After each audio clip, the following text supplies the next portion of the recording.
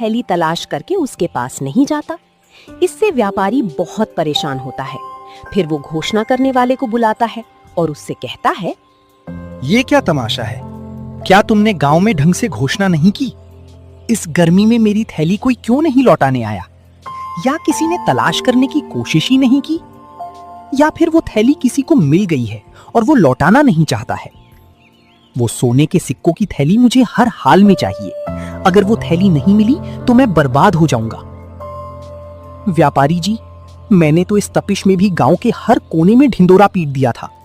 मैंने कहा था कि थैली लौटाने वाले को 10 सोने के सिक्के इनाम में मिलेंगे। अब तक तो किसी न किसी को आ जाना चाहिए था। तुम एक काम करो, इस बार दोबारा घोषणा करो और इस बार आधे सिक्के इनाम में देने की घोषणा कर दो। लेकिन व्यापारी जी, अगर आप आधे सिक्के इनाम में दे दोगी तो आपके पास क्या बचेगा? आपका तो उसमें कोई फायदा नहीं होगा। फायदा होगा। एक बार कोई सिक्के लेकर आए तो सही।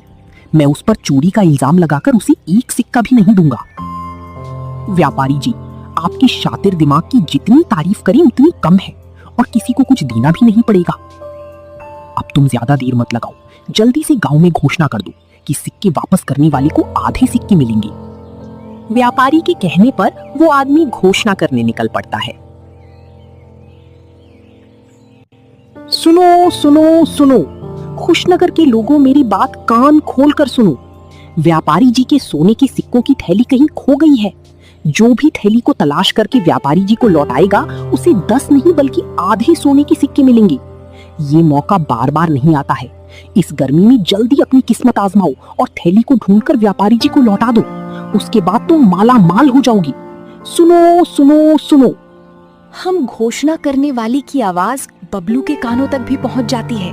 वो जल्दी से अपने घर जाता है और अपनी पत्नी से कहता है, राधा, ये सोने के सिक्कों की थैली हमारे गांव के व्यापारी की है। उसने घोषणा करवाई है कि जो भी गांव वाला उसको थैली वापस करेगा, व्यापारी उसे आधे सोने के सिक्के देगा। झूठ, बिल्कुल झूठ। वो व्यापारी कभी ऐसा नहीं करेगा। वो लालची है। वो अपने आधे सोने के सिक्के भी किसी को दे दे, ये वो कभी नहीं करेगा। ये सब उसकी चाल है। उसने गांव के बहुत से लोगों को धोखा दिया है। तो मैं क्या करूं राधा? ये थैली व्यापारी को नहीं लौटाऊं? अगर व्यापारी को भनक भी पड़ गई तो वो हमसे थैली भी छीन कर ले जाएगा और हमारे साथ बदतमीजी भी अलग से करेगा। इसीलिए भलाई इसी में है कि मैं उसकी थैली लौटा देता हूँ। अब चाहे वो मुझे मेरा इनाम दे या ना दे। ठीक है, जैसा तुम्हें अच्छा लगे वैसा करो। बबलू थैली लेकर व्यापारी के पास पहुंच जाता है। जब व्यापारी बबलू के हाथ में अपने सोने के सिक्कों की थैली देखता है तो उसकी खुशी का कोई ठिकाना नहीं रहता। व्यापारी जी, मेरा नाम बबलू है। ये आपकी सोने के सिक्कों की थैली मुझे कुएं के पास मिली थी। मैं इसे आपको लौटाने आया हूँ। ये लीजिए अपनी अमानत। मैंने तो मान लिया था कि अब मुझे मेरी थैली नहीं मिलेगी और मैं बर्बाद हो जाऊंगा, लेकिन तुमने मेरी थैली लौटाकर मेरा व्यापार बचा लिया।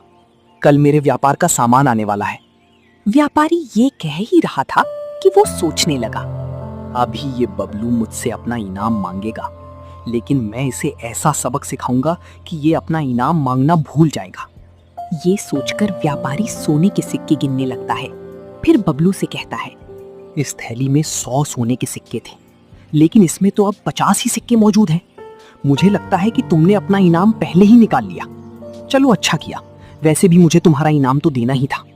व्यापारी की ये बात सुनकर बबलू घबरा जाता है और व्यापारी से कहता है, आप ये क्या कह रहे हैं व्यापारी जी? इस थैली में 100 नहीं बल्कि 50 सोने के सिक्के थे। जब मुझे थैली मिली थी तो मैंने खुद अपने हाथों से सिक्के गिने थे। तुम्हारे कहने का क्या मतलब है कि हम झूठ बोल रहे हैं और हम तुम्हारा इनाम नहीं लौटाना चाहते? नहीं व्यापारी जी, ऐसी बात नहीं है। तो फिर कैसी बात है? या फिर मेरे साथ चालबाजी कर रहा है और मुझसे डबल इनाम लेना चाहता है? व्यापारी जी, ये आप क्या कह रहे हैं? मैंने इस थैली से एक सिक्का भी नहीं निकाला है। अगर मैं चोर होता तो ये थैली आपको लौटाने ही क्यों आता? इस गर्मी में मैंने अपनी जान जोखिम में डालकर ये थैली आपको लौटाई है। मैं इस गांव का नामी व्यापारी हूं और तुम जानबूझकर मुझे बदनाम करने की कोशिश कर रहे हो। अब मैं तुम्हारी शिकायत सरपंच से करूंगा। सरपंच जी ही हम दोनों की समस्या का हल कर सकते हैं कि मैं झूठ बोल रहा हूं या फिर तुम।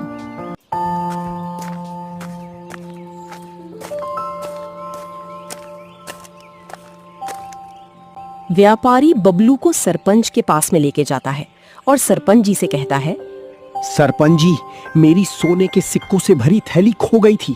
उस थैली में 100 सोने के सिक्के थे। मैंने घोषणा कराई थी कि जो भी तलाश करके थैली लौटाएगा उसे आधे सोने के सिक्के इनाम में दे दिए जाएंगे। बबलू ने वो थैली मुझे लौटा दी, लेकिन जब इसने मुझे वो थैली लौटाई तो उसमें 50 सोने के सिक्के ही थे। और बबलू का कहना है कि जब इसे थैली मिली थी तो इसमें 50 ही सोने के सिक्के थे। मुझे तो लगता है इसने थैली से 50 सिक्के चुरा लिए हैं। अब ये मुझे बदनाम करने की कोशिश कर रहा है। सरपंच जी, आप ही हमारा फैसला कर सकते हो। सरपंच जी, एक बार मेरी बात भी सुन ले। मुझे ये थैली कुएं के पास मिली थी। मैंने इसी ज्यों का त्यों व्यापारी को लौटा दिया। मैंने कभी किसी के साथ धोखा नहीं किया। सरपंच जी, आज मेरी इज्जत दांव पर है। मैं आपसे सिर्फ इतना चाहता हूँ कि सच सामने आए। मैं गरीब हूँ मगर बेईमान नहीं। सरपंच, जो अपनी समझदारी और न्याय प्रियता के लिए मशहूर था, व्यापारी की चाल को भांप लेता है, मगर बिना सबूत वो फैसला नहीं सुना सकता। वो कहता है, इस मामले में अभी साफ सबूत नहीं है। मैं इसकी पूरी जांच करवाऊंगा। आप दोनों 2 दिन बाद में दोबारा हाजिर होना। अब तुम दोनों यहां से जा सकते हो। 2 दिन बाद सरपंच दोनों को फिर बुलाता है और उन दोनों से कहता है, व्यापारी, तुमने कहा कि तुम्हारी थैली में 100 सोने के सिक्के थे, तो ये 50 सोने के सिक्कों वाली थैली तुम्हारी कैसे हो सकती है? तुम अपनी 100 सिक्कों वाली थैली को तलाश करो और बबलू, ये 50 सोने के सिक्कों की थैली तुम अपने पास रखो। अगर 2 हफ्ते के अंदर इन सिक्कों का मालिक थैली लेने आता है तो तुम उसे लौटा देना, वरना ये थैली तुम्हारी हो जाएगी। फिर तुम जैसा चाहो इसका इस्तेमाल कर सकते हो। सरपंच की बात सुनकर व्यापारी गुस्से से तिलमिलाता है, मगर वो कुछ भी नहीं कर सकता। वो अपने जाल में खुद ही फंस गया था, इसलिए वो चुपचाप अपने घर लौट जाता है। व्यापारी के जाने के बाद बबलू से कहता है, बबलू, मैंने पहली ही नजर में व्यापारी का लालच देख लिया था कि वो तुम पर झूठा आरोप लगा रहा है। इसीलिए उस व्यापारी को उसकी करनी की सजा मिलनी ही चाहिए थी। अब तुम अपने घर जा सकते हो और अब ये सिक्के तुम्हारे हैं, इन पर किसी का अधिकार नहीं है। सरपंच जी, आप बहुत महान हैं। हम बहुत खुशनसीब हैं जो हमें आपके जैसा न्यायप्रिय सरपंच मिला। सरपंच बबलू से खुश होकर उसको ढेर सारा धन देता है।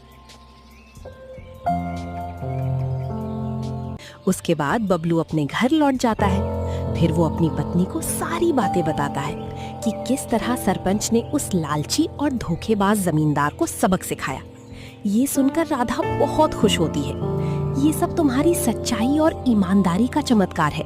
मुझे विश्वास ही नहीं हो रहा कि वो सिक्के सरपंच ने हमें दे दिए हैं और तुम्हारी ईमानदारी से खुश होकर इतना सारा धन भी दे दिया। लेकिन अब मैं चाहती हूँ कि तुम जमींदार के सिक्के वापस कर दो। उसे अपने लालच की सजा मिल चुकी है। वो समझ गया है कि झूठ बोलने का क्या नतीजा होता है। ये उसकी मेहनत की कमाई है, इसलिए उसी के पास जाना चाहिए। किसी का हक मारना हमें शोभा नहीं देता। राधा, तुमने मेरे मन की बात कह दी। चाहे व्यापारी ने मेरे साथ गलत किया, मगर हम उसकी तरह नहीं बन सकते।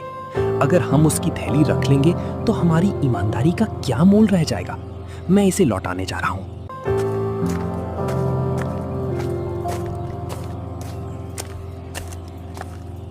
बबलू थैली लेकर व्यापारी के पास पहुंच जाता है। बबलू को देखकर व्यापारी गुस्से से आग बबूला हो जाता है और बबलू से कहता है, अब क्या लेने आया है बबलू? सोने के सिक्के तो मिल ही गए तुझे। अब क्या मेरी जान लेने आया है? मैं आपकी जान नहीं बल्कि आपके सिक्के वापस करने आया हूँ। मैं नहीं चाहता कि मेरी वजह से आपके साथ अन्याय हो। ये लीजिए अपने सोने की सिक्कों की थैली। बबलू, आज तुमने मेरी आंखें खोल दी हैं। मैंने लालच में अंधा होकर तुम पर झूठा इल्जाम लगाया। उस थैली में 100 नहीं बल्कि 50 ही सिक्के थे। मैंने तुम्हारे जैसे भले और सच्चे इंसान को बदनाम करने की कोशिश की। मैं तुम्हारा गुनहगार हूँ। बबलू, मुझे माफ कर दो। आज मैंने सीखा कि असली अमीरी ईमानदारी में है। व्यापारी जी, आपको अपनी गलती का एहसास हो गया। मेरे लिए यही सबसे बड़ा इनाम है। इंसान गलतियां करता है मगर उन्हें सुधारने वाला ही सच्चा इंसान है। बस अब आप किसी और के साथ ऐसा ना करना। बबलू, तुमने सिर्फ मुझे थैली नहीं, एक नया जीवन दिया है। मैं वादा करता हूँ अब मैं लालच और चालाकी छोड़ दूंगा और हमेशा ईमानदारी से अपना व्यापार चलाऊंगा। व्यापारी को अपनी गलती का एहसास हो जाता है और फिर वो ईमानदारी